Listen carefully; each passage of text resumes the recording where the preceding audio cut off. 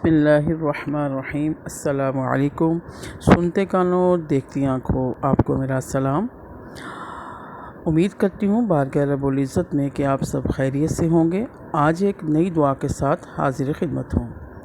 آج کی جو دعا ہے وہ ہے بارش کے پانی کی فضیلت۔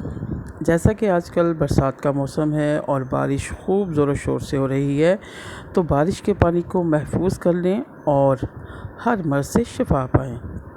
تو کرنا کیا ہے، اس بارے میں آپ کو ایک حدیث پاک بتاتے چلوں۔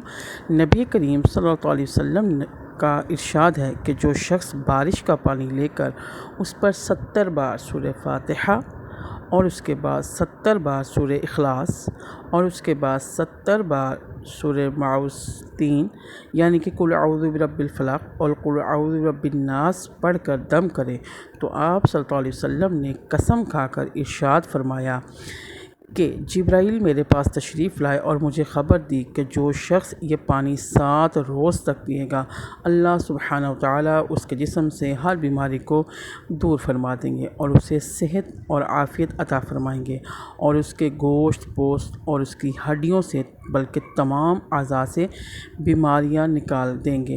سبحان اللہ، کتنی خوبصورت دعا ہے۔ کرنا کچھ بھی نہیں ہے، صرف اور صرف بارش کا پانی جمع کرنا ہے۔ کرنا کیسے ہے، آپ ایسے کیجیے گا کہ ایک بڑا سارا برتن جب بھی بارش ہو تو اپنے صحن میں یا چھت پر یا جہاں بارش کا پانی آتا ہو وہاں پر رکھ دیں، لیکن خیال رکھیں کہ برتن ایسا ہو کہ اگر کوئی پاس سے گزرے تو اس میں کوئی گندے پانی کے چھینٹے نہ پڑیں۔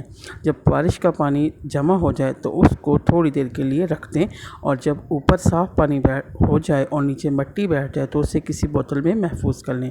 پھر اس پر یہ تمام قرآن پاک کی پیاری صورتیں پڑھ کر دم کریں اور کسی بھی مریض کو پلائیں، تو انشاءاللہ العزیز اللہ تعالیٰ اس کو ہر مرض سے شفا عطا فرمائیں گے۔